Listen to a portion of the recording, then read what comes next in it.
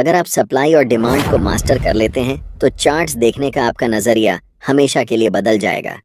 इससे आप सिर्फ प्रॉफिट ही नहीं बल्कि बड़े बड़े प्रॉफिट भी कमा सकते हैं। इस वीडियो में हम आपको यह सब चीजें बताने वाले हैं। अगर आप सप्लाई और डिमांड को सच में मास्टर करना चाहते हैं तो मेरा आपसे एक रिक्वेस्ट है कि वीडियो के किसी भी पार्ट को स्किप ना करें। इस पूरे वीडियो में हम आपको बताएंगे कि सप्लाई और डिमांड क्या होता है, आपको इसे क्यों ट्रेड करना चाहिए, आप कैसे चार्ट्स पर सप्लाई और डिमांड जोन को ड्रॉ कर सकते हैं, और फाइनली आप इसे कैसे ट्रेड कर सकते हैं, एंट्री कैसे लेनी है और एग्जिट कैसे करना है। वीडियो के अंत में मैं आपके साथ मेरा खुद का तरीका शेयर करूंगा जिससे मैं सप्लाई और डिमांड को ट्रेड करता हूं, ताकि आप जान सकें कि मेरी स्ट्रेटजी क्या है। तो चलिए वीडियो शुरू करते हैं, जहां सबसे पहले हम basics of supply and demand जानेंगे। सप्लाई और डिमांड क्या है? बेसिकली सप्लाई और डिमांड एक एग्रेसिव सेलिंग और एग्रेसिव बाइंग होती है, बस इतना ही। एग्रेसिव बाइंग और एग्रेसिव सेलिंग हमें बताती है कि बड़े लोग या बिग बॉयज कहां पर मार्केट में इंटर कर रहे हैं और कहां से एग्जिट कर रहे हैं, और बिग बॉयज प्राइस को किस डायरेक्शन में पुश कर रहे हैं।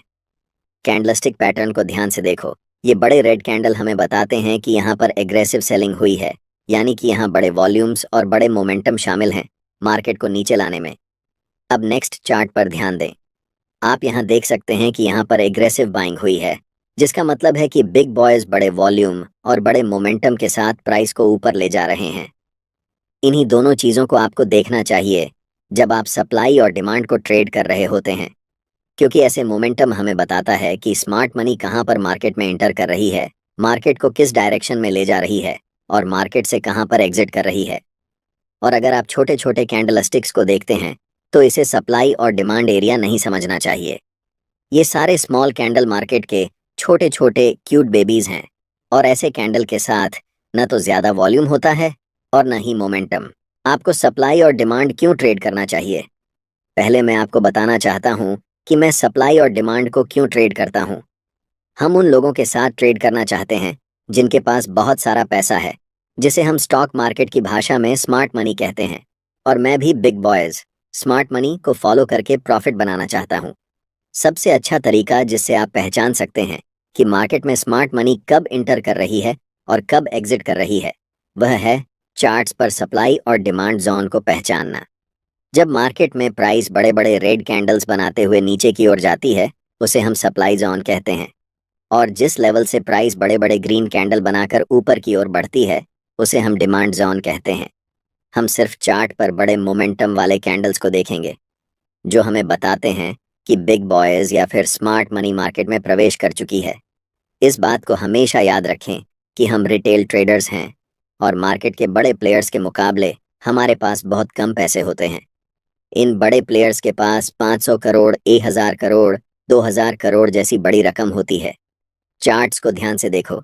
ऐसे मोमेंटम को देखने के बाद आपको पता चल जाता है कि बड़े प्लेयर्स, जिन्हें हम स्मार्ट मनी कहते हैं, इस लेवल पर मार्केट में प्रवेश कर रहे हैं। तो मेरा आपसे सवाल है, क्या आप ऐसी जगह पर खरीदना चाहोगे? अगर आपका जवाब नहीं है तो आप मार्केट में हमेशा के लिए लूजर ही रह जाओगे। लेकिन मुझे पता है कि आप सबका जवाब हाँ होगा, क्योंकि आप मार्केट में प्रॉफिट बनाने आए हैं और यहाँ तो आपके सामने मुफ्त पैसे पड़े हुए हैं। आप जानते हैं कि स्मार्ट मनी के पास बड़े पैसे हैं, बड़ी पावर है और उनके पास मार्केट को मूव करने की ताकत है। सबसे बड़ी गलती जो रिटेल ट्रेडर्स कर सकते हैं वह है ऐसे स्मार्ट मनी के खिलाफ ट्रेड करना जो आपसे अनलिमिटेड टाइम बड़ा है। अब आपको पता है कि सप्लाई और डिमांड को क्यों ट्रेड करना है। अब हम जानेंगे सप्लाई और डिमांड जोन को चार्ट्स पर कैसे ड्रा करते हैं। एक ज़रूरी बात, अगर आप चार्ट्स पर मल्टीपल इंडिकेटर्स का उपयोग करते हैं या एक साथ 4-5 चार्ट्स देखते हैं तो आपके पास ट्रेडिंग व्यू का प्रीमियम प्लान होना ज़रूरी होता है। इसका कॉस्ट 12,000 रुपये पर ईयर है। अगर आप ट्रेडिंग व्यू का सब्सक्रिप्शन फ्री में चाहते हैं तो आप अपना डीमैट अकाउंट शाम को ट्रेडिंग ऐप में खोल सकते हैं। अपने ट्रेडिंग को इम्प्रूव करने के लिए सैमको में स्विच करें। सैमको आपकी ट्रेडिंग हिस्ट्री का एनालिसिस करके आपको आपकी गलतियों के बारे में बताता है, जिन्हें जानकर आप अपनी ट्रेडिंग को और बेहतर बना सकते हैं। एक ही प्लेटफॉर्म पर सभी एसेट क्लास में ट्रेड कर सकते हैं। जिसमें कमोडिटी डेरिवेटिव्स और करेंसी डेरिवेटिव्स भी शामिल हैं। यहाँ अकाउंट ओपनिंग फ्री है और पहले साल के लिए अकाउंट मेंटेनेंस भी फ्री है। म्यूचुअल फंड और आईपीओ में कोई कमीशन नहीं है। बाकी सभी एसेट क्लास में ट्रेड करने पर केवल 20 रुपए पर ऑर्डर ब्रोकरेज लिया जाता है और यहाँ कोई भी हिडन चार्ज नहीं है। 1000 से ज्यादा स्टॉक्स पर 4 गुना लेवरेज मिलता है, जिसे आप लाइफ टाइम तक होल्ड कर सकते हैं। यहाँ पर आपको ट्रेडिंग व्यू का प्रीमियम वर्जन मिलता है, जहाँ आप मल्टी चार्ट लेआउट और 50 से भी ज्यादा इंडिकेटर्स का इस्तेमाल कर सकते हैं और चार्ट्स पर ही बाइंग और सेलिंग के ऑर्डर प्लेस कर सकते हैं। साथ साथ अपने स्टॉप लॉस और टारगेट को भी मैनेज कर सकते हैं। अगर आप डिस्क्रिप्शन में दिए गए लिंक से सैम को ब्रोकर ज्वाइन करते हैं तो आपको सीबी से रजिस्टर्ड एडवाइजर द्वारा दी गई रियल टाइम ट्रेडिंग एडवाइस बिल्कुल फ्री मिलेगी। अब हम जानेंगे कि सप्लाई और डिमांड को चार्ट्स पर कैसे पहचान सकते हैं। पहला तरीका यह है कि ट्रेड में आपको तभी एंट्री लेनी है जब आपको कम से कम 3 मोमेंटम कैंडल्स दिखें। हो सकता है कि एक मोमेंटम में 4-5 बड़े कैंडल्स हों, लेकिन कम से कम 3 तो होना ही चाहिए, तभी हम ट्रेड में एंट्री ले सकते हैं। जैसे कि इन 3 मोमेंटम कैंडल्स को देखो।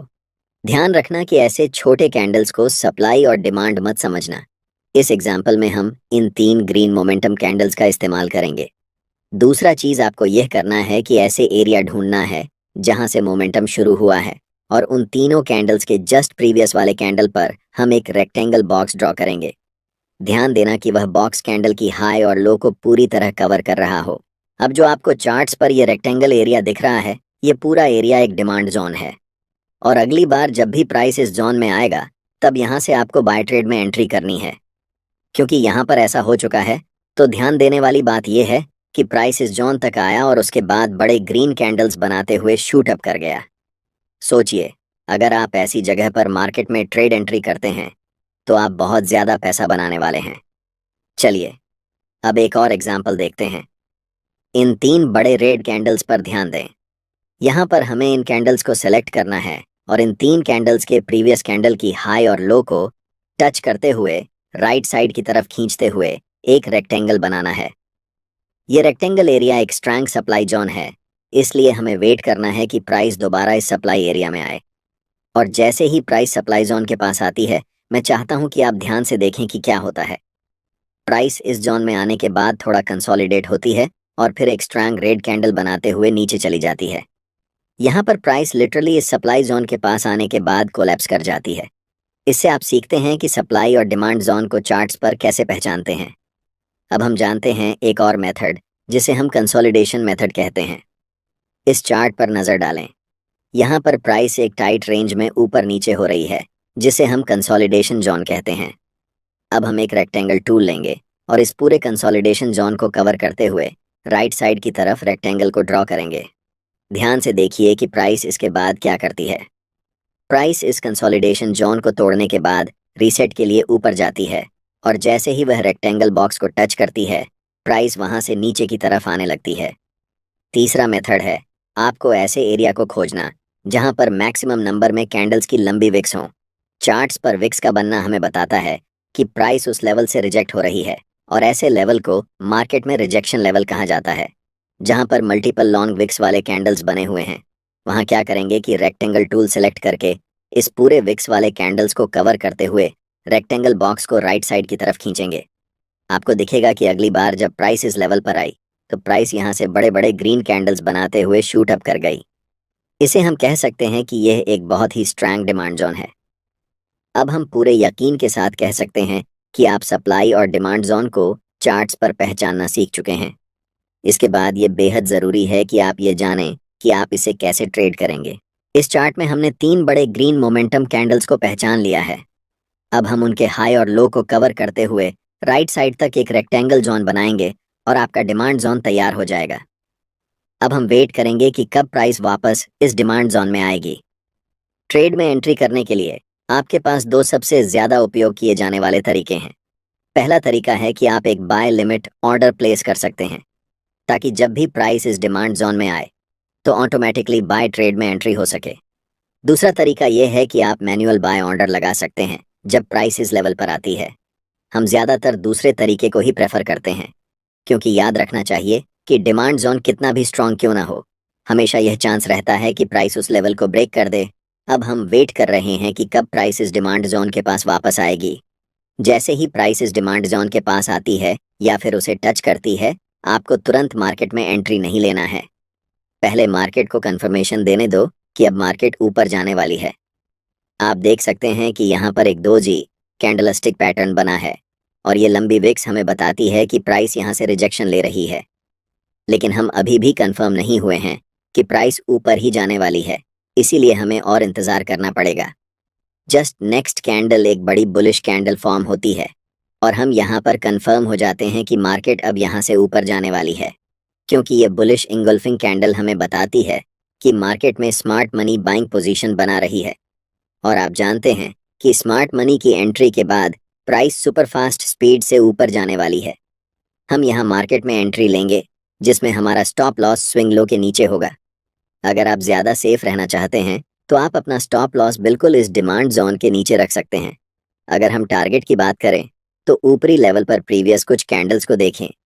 यहाँ पर 3 लगातार रेड कैंडल्स बनी हैं और उनके जस्ट प्रीवियस कैंडल एक लॉन्ग विक्स रिजेक्शन कैंडल है, जिससे हम कंफर्म हो जाते हैं कि ये लेवल एक सप्लाई जोन है।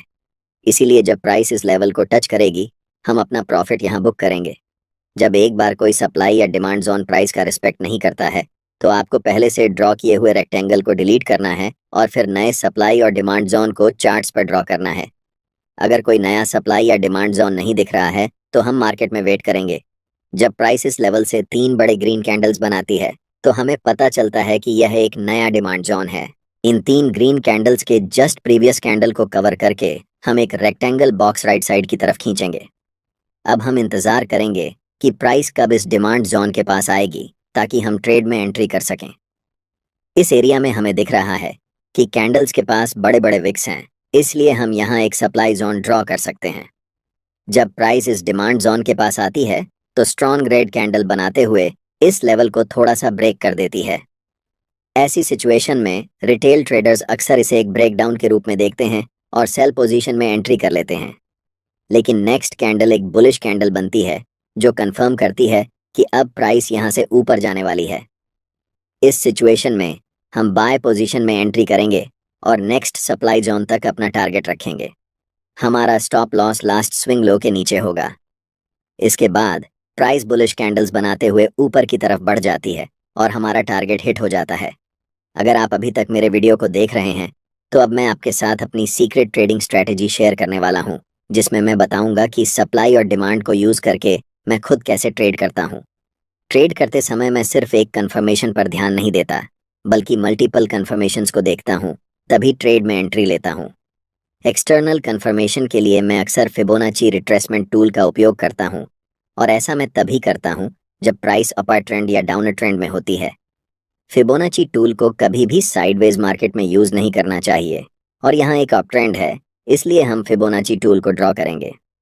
फिबोनाची टूल में रिट्रेसमेंट को ट्रेड करने के लिए 0.5 और 0.61 लेवल सबसे अच्छे होते हैं। इसलिए जब प्राइस इन दोनों लेवल्स के बीच आती है और एक बुलिश कैंडल बनती है तो हम कंफर्म हो जाते हैं कि प्राइस अब यहाँ से ऊपर ही जाने वाली है। मल्टीपल कंफर्मेशंस के बाद हम बाय पोजीशन में एंट्री लेते हैं, जिससे मेरे